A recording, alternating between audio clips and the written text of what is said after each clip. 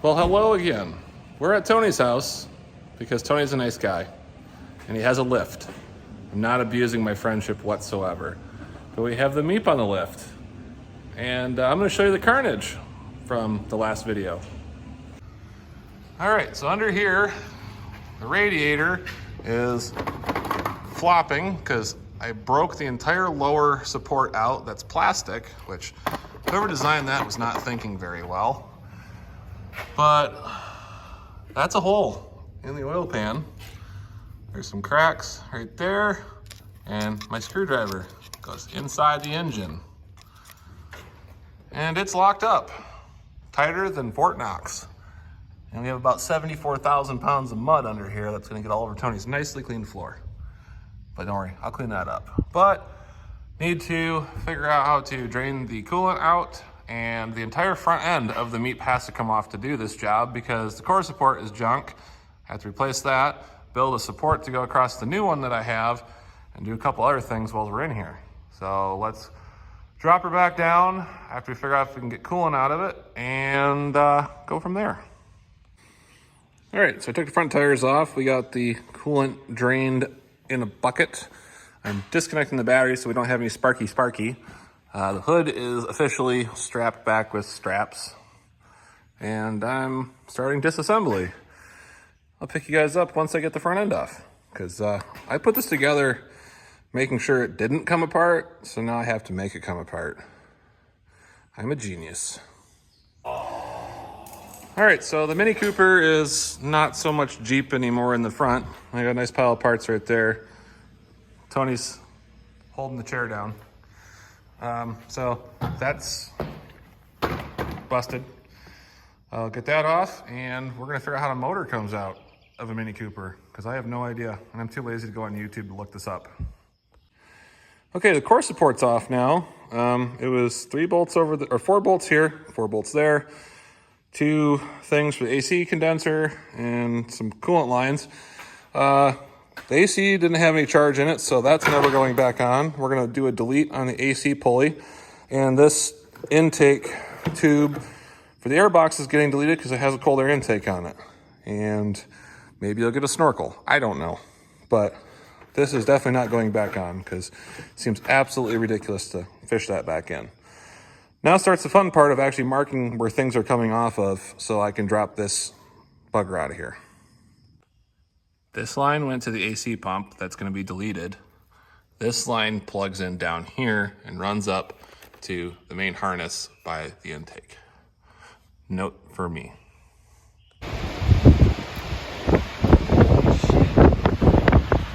gotta be 80 mile an hour.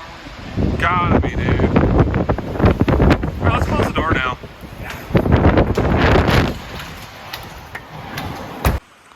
Well, I'm still working on taking stuff off. I found out the alternator had to come off to get to this wire here that's held on with this weird, zoom in there, that bracket there. It runs down the backside of the engine, back here somewhere, to this wiring harness loom there. And then I said to myself, I'm gonna mark all the wires and where they go, and I've only managed to do that with a neutral safety switch for the transmission. So yeah. Doing something. Oh yeah, there's wires down there I have to disconnect with these fancy pliers. So I'll get those off and then see how these CV axles come out, because I'm dropping the transmission and engine out together. Because I'm putting a clutch and flywheel in this at the same time. Because if I'm already this far, I might as well do it now. Well, if you're off-roading your Mini Cooper, have a skid plate, because I'm trying to get to a wire that's in here to unplug it, and this is just solid grass and mud and junk. I got that one disconnected up there though, so that's a win. Just gonna keep doing archaeology to find the next wire.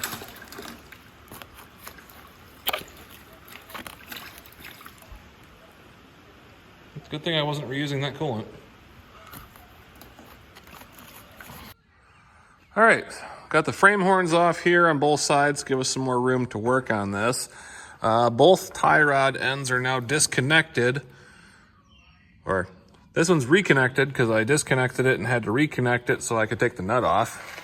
So I have to go grab the pickle fork again, knock this one off. Other side's already loose. I have to pull CV shafts next and hopefully start pulling the engine and transmission out. I got the shift linkage disconnected, so that's good. All the wires are there, and the water pump still works good. It's very easy to change if you have the front off your Mini, but it's gonna suck to change if it's in the car. All right, well, the big storm is gone, and we got the exhaust off. I had to cut bolts and stuff. So that's down. We're gonna lower the car and try to see if we can get the engine and transmission out here shortly. You know, some idiot drove down a logging trail and gained 600 pounds of dirt. So this is making it a lot harder than it needs to be. I also need to figure out how to make some weight reduction on this exhaust because it's very heavy. Well, the engine is out and the transmission. Very sunny, so we're not getting very good picture, but engine, transmission out of the car, going up. Going to throw the steering back together, go to a car wash, clean all 74,000 and a half pounds of mud out of here that has been collected. Be the cleanest this engine bay's ever been. All right, well, it's now the next day. It's raining outside.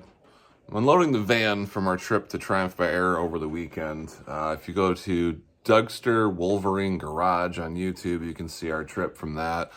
I recorded some stuff and then didn't record anything else, so I'm not worrying about making a video on that trip. Over to Triumph by Air to pick up a Jeep for a friend and a couple other things. But back to where I was going at with that story. Last night at Tony's house, I lost one of the nuts to the tie rod end since we had to disconnect it to get the CV shafts out. Turns out I have a set of inner and outer tie rods for the MEEP in my shed because when I bought it, I thought those were bad, but turns out the lower control arm bolt was actually loose, causing it to move around. So I got tie rod ends. So I'm gonna take these to Tony's house because we're gonna need them when we get the car back on the road. But getting all the stuff out of the van, gonna hook to my trailer, grab the car, go to the local car wash, and spray it off. No, I'm not gonna leave all the crap from the car in the car wash. It's gonna be stuck to my trailer so that when I get back home, I can clean it off later. Because I don't wanna dirty up the local car wash because they're pretty cool people. They're pretty lenient about, you know, washing off your truck after you've gotten mudding or something, but I don't really wanna leave 74,000 pounds of mud from the Mini from up north on their floor. So we're gonna do that. Almost got enough room now I can put an engine in the back of the van again. So grab the rest of the stuff and head out.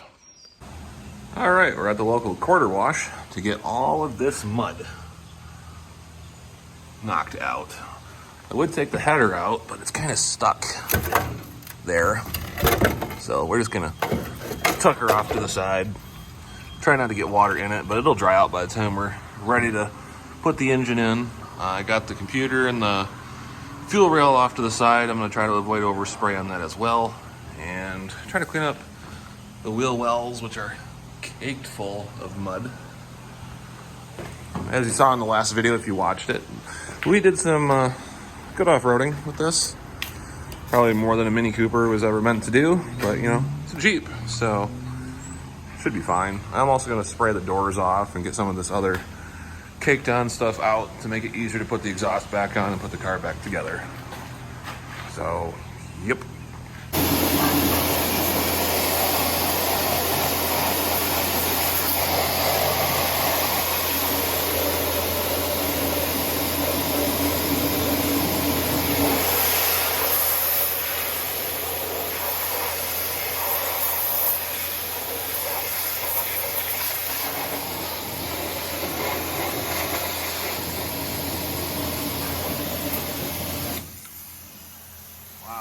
Much better.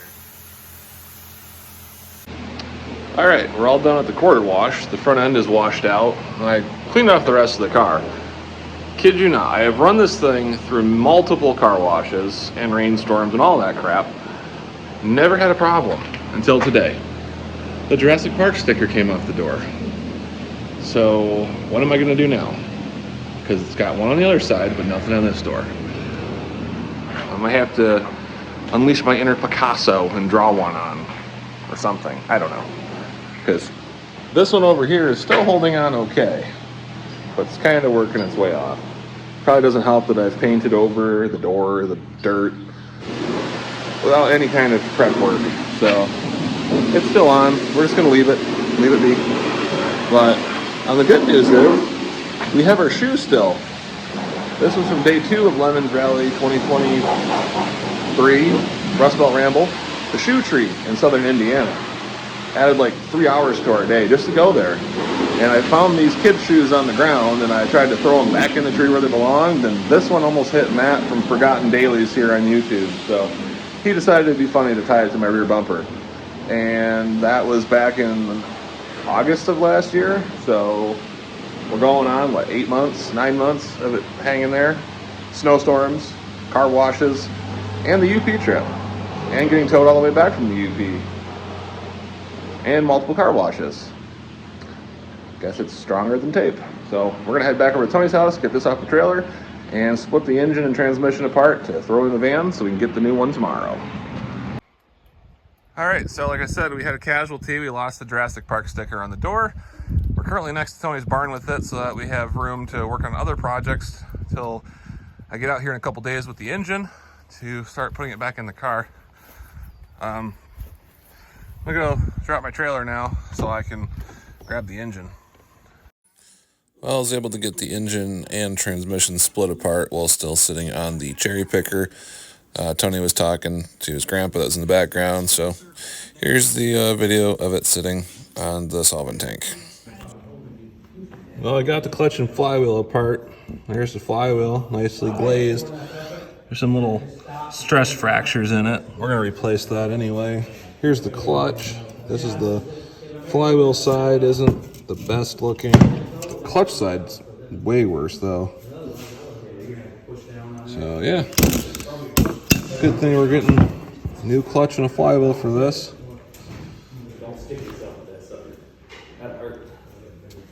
Well, I got a couple more things on the engine to take off. Got a temp sensor. I'm trying to get the harmonic balancer, the PCV valve over there, and maybe flip it over on its side and see how bad it's locked up. Well, we got the engine stripped of everything that was unboltable. You look here, you can see the ground. That's normal, right? So we're gonna go put it in the van over there, and then I'm gonna go get the other motor to put in the car.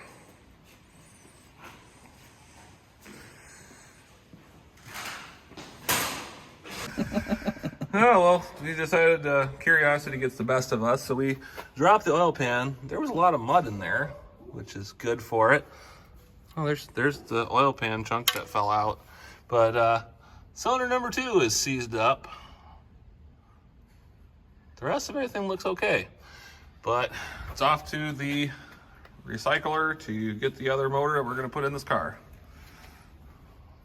Till next time.